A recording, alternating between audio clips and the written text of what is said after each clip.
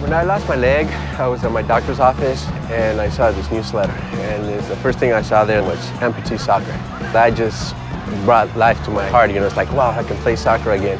Now I've been to 4 World Cups and I'm the captain of the team. It's not a joke. I got passes going everywhere. Guys stopping there to play. This is fucking soccer. These guys are not joking around.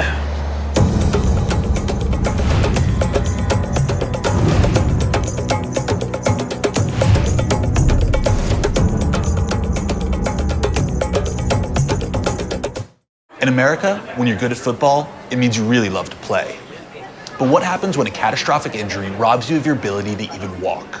In this episode of Rise as One, our friends at Budweiser sent us to San Antonio, Texas, to meet up with the U.S. men's national amputee soccer team as tryouts kicked off for the Amputee World Cup in Mexico. You cannot be lazy, you cannot be sloppy here.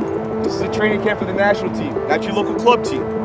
So, right, let's have our touches clean inside the foot and dead. Let's go. To play amputee soccer, the 2 essential items: pair of forearm crutches, pair of gloves, and somewhere to go kick the ball around. The rules of the game are essentially the same as soccer. The difference would be that you cannot touch the ball intentionally with your crutch. So obviously none of that. None of that.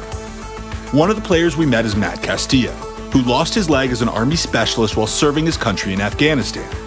An avid soccer player growing up, he's only played amputee soccer a few times, but is confident he can make the team that will compete internationally this coming fall.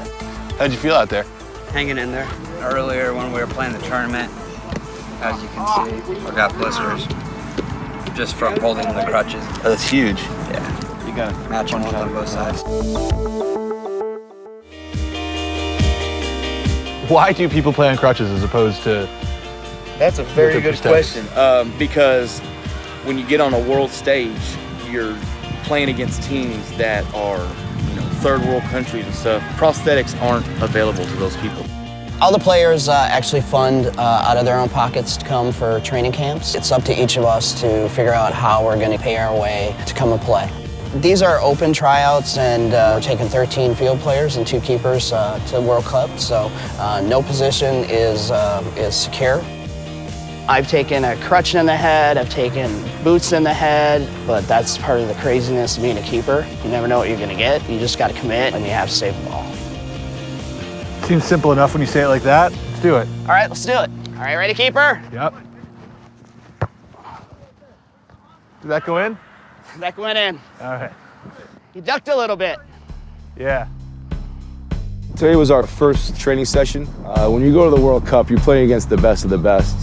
And I want our collective standards to be as high as our opponents, if not higher. And you know what? The only way you can have high standards is if you implement them in training. Matt invited us to his home for a discussion about his time in Afghanistan and to hang out and talk about what a future in soccer may hold for him. I was out in Afghanistan March 3rd, 2010. I was a rifleman. As a rifleman, you carry the least amount of weight. Since I had the lightest setup, I was given the metal detector. I got a small beep, and it wasn't the beep that I got before, so I took one more step forward to look for that beep, and all I remember is just seeing a bright orange flash. Never in my life have I felt that amount of pain. So I honestly, in my mind, didn't know if I was gonna either die or live. But luckily, I had a really good medic and a really good team. They got me on a litter, and they carried me about a quarter mile to in front of our outpost to where it was a safe landing zone. And luckily, by the time we were almost down by the riverbed, the birds were coming in. Up to when I got discharged, I probably had went through at least 10 to 12 surgeries. I honestly think I was put on this earth to play some kind of sport. Knowing that I was able to get back out on the field was a huge boost of confidence. Before, I was still in the Army, still had commitments, but now that I'm officially out and settled down, I feel the need to get back out and really take it as far as I can go with it. It's tough. Sometimes I wish that I lost my left instead of my right when it comes to playing soccer, but it wouldn't be fair to give up and just feel sorry for myself, because the guys that are over there don't get the chance to do what I'm doing, so that kind of motivates me.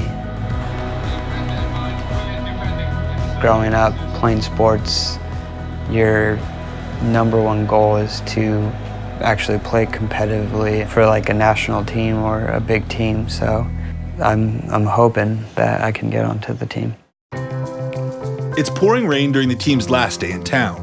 They're playing in a scrimmage game that will help determine which players will be moving forward and which players won't. In addition to that, former U.S. men's national team coach Steve Sampson is paying a visit to the camp to give them some pointers. It is remarkable how fast some of these guys can go on crutches, essentially.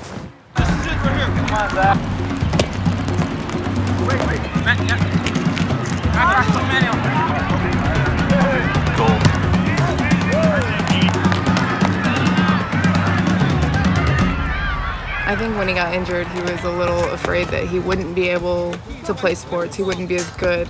I know he'll be able to do it if he puts his mind to it, and I think he could do really well in it. I think he would succeed. How'd you feel out there? Good. At first I felt good, and then my hands started hurting. But... Played a couple nice passes I saw though. Yeah, we need more experienced players up front, so when I do make those passes, we can make an opportunity. Actually score? Yeah. For those of you who don't know me, my name is Steve Sampson, former U.S. national team coach, and I'm going to spend the day with you if you don't mind. I have a little bit of an announcement on behalf of Budweiser. Budweiser's very, very proud to announce that they're going to sponsor this team.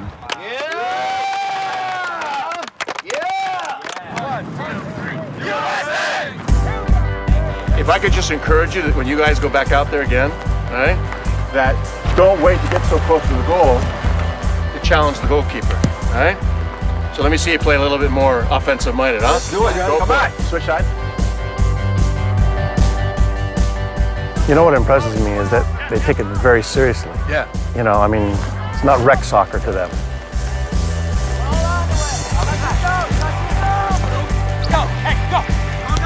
How's Matt doing today?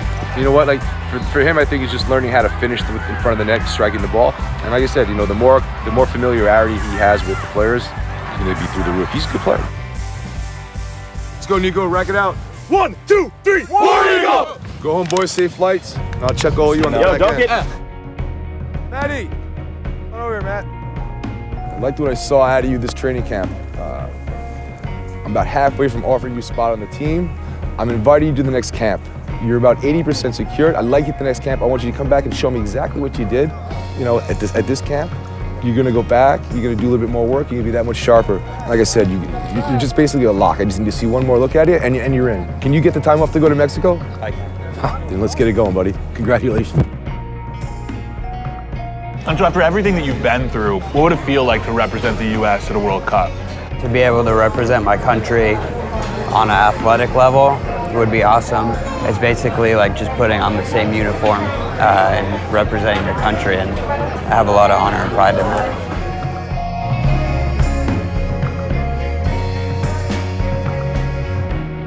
After spending some time with Matt and the U.S. national team, you can't help but root for these players whose determination to succeed trumps the difficulties they face. To help them in their bid to become World Cup champions this October, Budweiser is committed to sponsoring the team.